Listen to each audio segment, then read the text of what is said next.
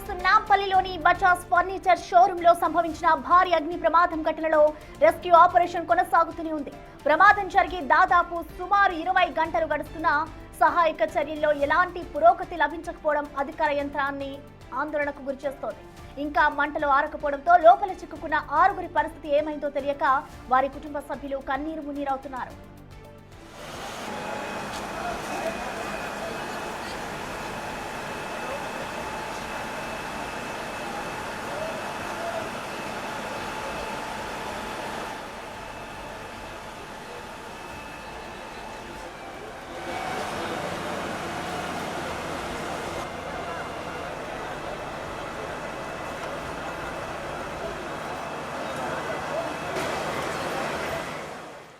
నిన్న మధ్యాహ్నం ప్రారంభమైన ఈ అగ్ని ప్రళయం ఇంకా కొనసాగుతూనే ఉంది.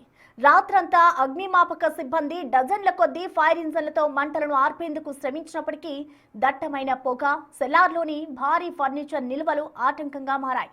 మంటలను అదుపు చేసేందుకు అధికారులు ఎన్ని వ్యూహాలు పన్నినా లోబోలను రంగంలోకి దించినా ఆశించిన ఫలితం దక్కకపోవడంతో అధికారులు తలలు పట్టుకుంటున్నారు. భవనంలో చిక్కుకున్న 6గురి ఆచూకీ కోసం గాలింపు చర్యలు కొనసాగుతున్నాయి. సమయం గడుస్తున్న కొద్దీ వారి క్షేమంపై ఆందోళన పెరుగుతోంది.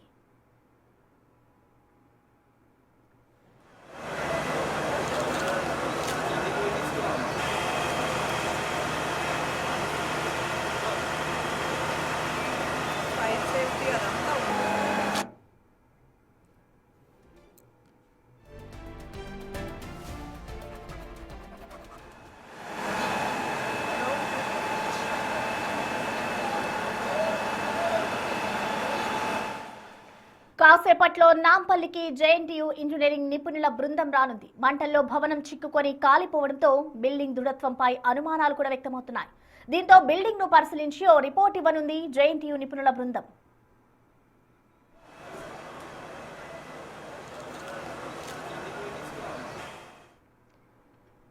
అగ్ని ప్రమాద ఘటనకు సంబంధించిన మోర్ డీటెయిల్స్ ని మా ప్రతినిధి సుజాత లైవ్ ద్వారా అందిస్తారు. సుజాత, మనం చూస్తున్నాం ఇటు ఈ ఘటన జరిగి దాదాపు 20 గంటలు అవుతుంది. ఇంకా మంటలైతే అదుపులోకి రాలేదు. సో అధికారులు ఎటువంటి చర్యలు తీసుకుంటున్నారు? ఇంకా 6గురు ఆచూకీ కోసం అయితే ఇంకా గాలింపు చర్యలు కొనసాగుతున్నాయి కాబట్టి అసలు అధికారులు ఏం చెప్తున్నారు?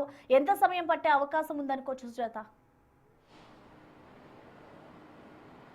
ప్రసన్న, నాంపల్లి ఫర్నిచర్ షాప్లో చెలరేగినటువంటి మంటల్ని అదుపు చేసేందుకు అధికారులు తీవ్ర ప్రయత్నాలు చేస్తున్నారు. సెల్లార్లో ఉన్నటువంటి 6గురు ఆచూకీ కోసం కూడా స్పెషల్ బృందంతో సర్చింగ్ ఆపరేషన్ కొనసాగిస్తున్నారు. కానీ లోపలికి వెళ్ళేటువంటి మార్గం లేక అధికారులు ఏం చేయాలో దిక్కుతోచినటువంటి పరిస్థితిలో ఉన్నారు. మరోవైపు కుటుంబ సభ్యులు మా వాళ్ళ ఆచూకీ ఎప్పుడు చెప్తారు అనని ఒకవైపు అధికారులని నిలదీస్తున్నారు. కానీ అధికారులు మాత్రము లోపలికి వెళ్ళాలి అంటే మార్గాలని ఇంకా సెర్చ్ చేస్తున్నటువంటి సిచ్యువేషన్ ఉంది. చుట్టూ అంటే నాంపల్లి ఫర్నిచర్ షాప్లో జరిగినటువంటి అగ్ని ప్రమాదం దగ్గర దాదాపు 2 వైపులా కూడా 1/2 కిలోమీటర్ మేరకే బారికేడ్స్ని ఏర్పాటు చేయడము, దాంతోపాటు మనకి ఈ ప్రాంతం అంతా పోలీసులు అదేవిధంగా ఫైర్ సిబ్బంది కనిపిస్తున్నారు.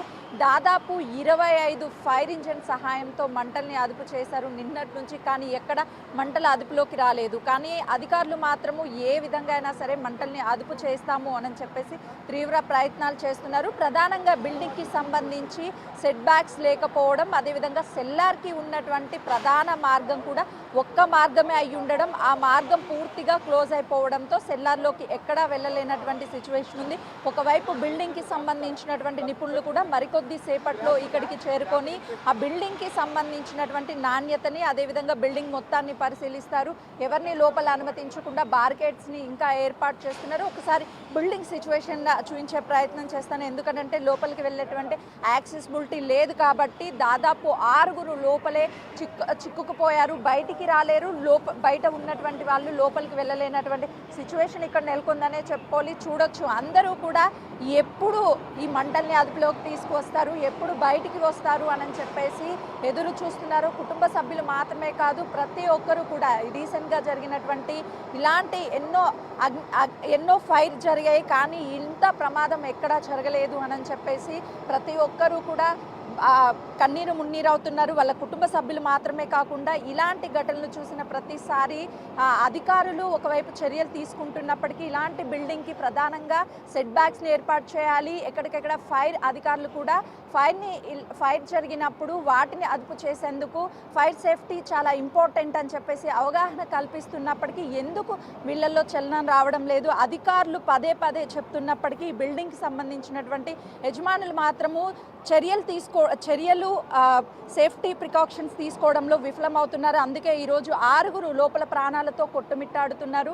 వాళ్ళని కాపాడడానికి అధికారులు తీవ్ర ప్రయత్నాలు చేస్తున్నప్పటికీ కూడా ఎక్కడా లోపలికి వెళ్ళేటువంటి యాక్సెసిబిలిటీ అనేది లేకపోవడం వల్లనే ఇంత ప్రమాదం జరిగింది అని చెప్పుకోవచ్చు. ప్రస్తుతం అధికారులు ఉన్నారు. సార్, లోపలికి వెళ్ళడానికి ఎక్కడైనా మార్గాలు అనేవి ఉన్నాయా బిల్డింగ్? మార్గాలు ఉన్నాయి, బట్ అవన్నీ చోక్ అయినాయి. So we are trying to clear that. ఎంత టైంలో ఆ మంటల్ని అదుపు చేసే అవకాశం ఉంది? ఆల్మోస్ట్ అన్నీ కంట్రోల్లో ఉంది. కొంచెం సెంటర్ పార్ట్ కొంచెం కవర్ చేయాలా. సో దానికి యాక్సెస్ దొరకట్లేదు. అది దొరికిన తర్వాత వెంటనే అయిపోతుంది. అంటే కుటుంబ సభ్యులు లోపల 6 ఉన్నారని చెప్తున్నారు. వాళ్ళకి సంబంధించినటువంటి ఇన్ఫర్మేషన్ ఏమన్నా వచ్చింది? అది ఇంకా క్లారిటీ లేదండి. అంటే వాళ్ళు 5 అంటున్నారు, 6 అంటున్నారు, ఇంకా క్లారిటీ లేదు. సో వన్స్ మాకు లోపలికి యాక్సెస్ వస్తే అవర్ ఫైర్ డిపార్ట్మెంట్ అంతా కూడా నైట్ నుండి police and fire, GHMC, NDRF and all these మన హైదరాబాద్లో అందరం చేస్తున్నాము. బట్ యాక్సెస్ అనేది ప్రాబ్లం ఉంది. సెల్లార్కి వెళ్ళాలంటే ప్రధాన యాక్సెసిబిలిటీ ఇక్కడ ఉంది. సెల్లార్కి బ్యాక్ సైడ్ ర్యాంప్ ఉందండి. That is the main access. తర్వాత ఇక్కడ స్టెప్స్ కూడా ఉన్నాయి. 2 యాక్సెసెస్ ఉన్నాయి. యాజ్ ఆఫ్ నౌ మేము ఫైండ్ అవుట్ చేసింది 2 యాక్సెస్. సెల్లార్లోకి ఇప్పుడు వెళ్ళడానికి ఏమన్నా మంటలు కంట్రోల్ అయ్యాయి? వెళ్ళగలిగే సిచ్యువేషన్? వెళ్ళొచ్చు, కానీ బట్ చాలా హీట్ ఉంది లోపల. అట్మాస్ఫియర్ అంతా చాలా హాట్ ఉంది. అది వెళ్ళటానికి అవ్వదు. లోపల ఉన్నటువంటి వాళ్ళని అప్రోచ్ అవ్వడానికి ఏమైనా ప్రయత్నాలు చేస్తున్నారా? చేస్తున్నాం. వీఆర్ డూయింగ్ ఫోన్ కలవడం కానీ లేకపోతే అలాంటి అట్లా ఫోన్స్ మనకి ఎంత సమయంలో కంట్రోల్ అయ్యే అవకాశం? Just 1 or 2 hours maximum will control it. Main ఇంతగా ఇంపాక్ట్ అవ్వడానికి రీజన్ ఏమై ఉంటుంది సార్? మీరు ఏం identify? Impact in the sense లోపల చాలా మెటీరియల్ ఉంది. అది కూడా ఇన్ఫ్లమేటెడ్ మెటీరియల్. సో ఈజీగా ఫైర్ క్యాచ్ అయ్యేది as per our information. So దానివల్లే ఇంత అయినది అనుకుంటున్నాము. సో బట్ అది it has to be ruled out, అంటే confirmed by the concerned experts.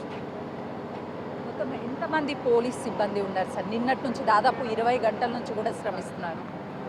I can't say the number. As per the CP sir, my CP sir instructions, night ఒక shift ఉన్నది, ఇప్పుడు ఇంకో షిఫ్ట్ వస్తుంది. సో మ్యాక్సిమం సీనియర్ ఆఫీసర్స్ నుండి home guards, special parties అందరూ ఉన్నారు. For public safety point of view కూడా మేము చర్యలు తీసుకుంటాం. ఓనర్స్ ఏమన్నా చెప్తున్నారా? వచ్చారా? I have no idea. ప్రస్తుతానికి చూడొచ్చు అంటే ఇక్కడ పోలీసులు ఈ మంటల్ని పూర్తిగా అదుపు చేసేందుకు సిబ్బందితో తీవ్ర ప్రయత్నాలు చేస్తున్నాము. లోపలికి వెళ్ళడానికి 2 మార్గాలు ఉన్నాయి అని చెప్తున్నారు. ఇటు ఫైర్ అధికారులు ఉన్నారు, వాళ్ళతో కూడా మాట్లాడదాము ఎంతవరకు కంట్రోల్ అయ్యాయని. సార్, నిన్నటి నుంచి కూడా ఈ మంటలను అదుపు చేస్తున్నారు, ఎంతవరకు కంట్రోల్ అయింది?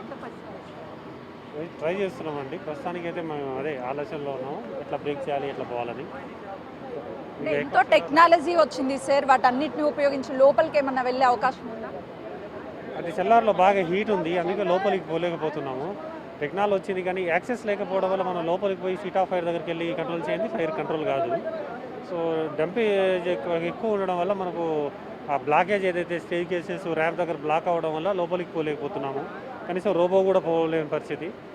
సైడ్స్ నుంచి డ్రిల్ చేయడానికి ట్రై చేస్తున్నాము. అది కొంచెం స్ట్రక్చర్ కొంచెం స్టెబిలిటీ ఎక్కువ ఉంది. అది కొంచెం హార్డ్గా ఉండడం వల్ల రావట్లేదు. మేము మళ్ళీ ఎక్కడి నుంచి బ్రేక్ చేయాలనేది ఆల్రెడీ 2 చోట్ల నుంచి ప్రయత్నం చేస్తున్నాము. ఎన్నో ఇలాంటి అగ్ని ప్రమాదాలు చూస్తుంటారు, ఇది చాలా క్రిటికల్గా ఉందనే చెప్పుకోవచ్చు. ఎందుకు ఇంత క్రిటికల్గా 20 hours టైం పడుతుంది? ఇంకా సెల్లార్లో డంప్ ఎక్కువ ఉండడమే ప్రధాన కారణం. యాక్సెస్ లేకపోవడము, ఎక్కువగా మెటీరియల్ స్టోర్ చేయడం. అంటే 6 members ఉన్నారని చెప్తున్నారు. ఆ 6 members ఏమన్నా ప్రస్తుతానికి చూడొచ్చు. అయితే వీళ్ళు లోపల సెల్లార్కి వెళ్ళడానికి మేము ప్రయత్నాలు చేస్తున్నాం. హీట్ అనేది చాలా ఎక్కువగా ఉంది. ఆ రోబో కూడా లోపలికి వెళ్ళలేనటువంటి సిచ్యువేషన్ ఉంది అని అయితే అటు ఫైర్ అధికారులు చెప్తున్నారు. Prasanna, thank you Sujatha.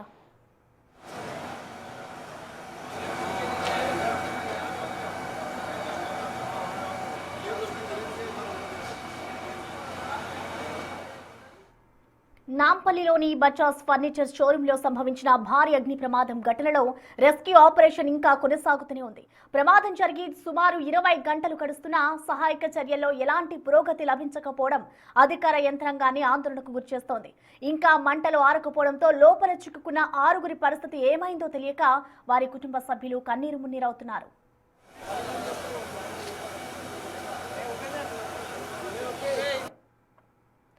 మరింత సమాచారాన్ని మా ప్రతినిధి పాపన్న అందిస్తారు.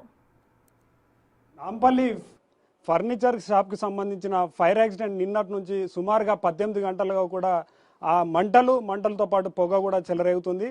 ప్రస్తుతం మనం ఆ ఫర్నిచర్ షాప్కి బ్యాక్ సైడ్లో ఉన్నాం. బ్యాక్ సైడ్ నుంచి ఒక్కసారి అబ్జర్వ్ చేసినట్టయితే ఈ స్క్రీన్ మీద మనం కంప్లీట్గా చూడొచ్చు. ఆ బ్యాక్ సైడ్ నుంచి నిన్నటి నుంచి కూడా కాలిపోతున్న లోపటున్న ఫర్నిచర్ ఏ విధంగా మారిపోయిందో మనం ఒకసారి ఎక్స్క్లూజివ్గా బిగ్ టీవీ స్క్రీన్ పైన అయితే చూస్తున్నాం. అయితే ఫైర్ ఇదంతా కూడా నిన్నటి నుంచి సుమారుగా 18 గంటలుగా కూడా అటు ఫైర్ సిబ్బందితో పాటు హైడ్రా, జిహెచ్ఎంసి అన్నీ కూడా శ్రమిస్తూ ఈ మంటలన్నీ కూడా ఆర్పే ప్రయత్నం చేస్తుంది. దాంట్లో భాగంగానే ఈ కుర్చీలన్నీ కూడా మొత్తం కాలిపోయి మొత్తం దేనికి పనికి రాకుండా కూడా అయిపోయిన స్థితికి అయితే మనం బిగ్ టీవీ స్క్రీన్ మీద ఎక్స్క్లూజివ్గా చూసుకోవచ్చు.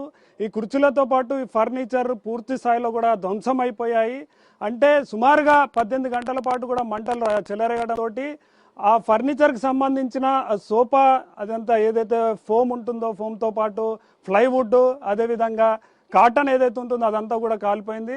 దాంతోపాటు బిల్డింగ్ని కూడా ఒకసారి మనం అబ్జర్వ్ చేసినట్టయితే బిల్డింగ్ కూడా అంటే సుమారు 18 గంటల నుంచి మంటల ఆ దగడులో ఉన్న నేపథ్యంలో బిల్డింగ్ కూడా అదంతా కూలిపోయే స్థాయికి చేరుకున్నట్టు కూడా మనకు అక్కడ బీటలు బారింది. ఆ స్లాబ్ అంతా కూడా పలిగిపోతున్నట్టు కూడా మనకు కనిపిస్తుంది. ఎందుకంటే ఇంకా కూడా మంటలు చెలరేగుతున్నాయి. అయితే ఈ బిల్డింగ్ పరిస్థితిని కూడా పరిశీలించడానికి జేఎన్టీయూకు సంబంధించిన ఇంజనీరింగ్ బృందం అయితే మరి కాసేపట్లో ఇక్కడికి రానుంది. ఇక్కడికి వచ్చిన తర్వాత కూడా అసలు ఈ మంటల తీవ్రత ఇంకా ఎంత ఉంది, ఇంకెంతసేపు ఈ సహాయక చర్యలు కొనసాగనున్నాయి, దీనికి సంబంధించి బిల్డింగ్ పరిస్థితి ఎలా ఉంది, అంటే ఈ బిల్డింగ్ ఇంకా నిలదొక్కుకొని నిల్చుంటుందా లేకుంటే ఈ మంట దగడుకు పూర్తి స్థాయిలో ధ్వంసమయ్యే అవకాశం ఏమైనా ఉందా, దీని ప్రభావం పక్క బిల్డింగ్ల పైన ఎంతవరకు ఉంటుందంటూ కూడా మరి కాసేపట్లో ఇంజనీర్ల బృందం అయితే రాబోతుంది. అదేవిధంగా ఇటు సెల్లార్ 1, సెల్లార్ 2లో ఉన్న పూర్తి స్థాయిలో ఉన్న ఈ ఫర్నిచర్ పూర్తిగా కూడా ధ్వంసం అయింది.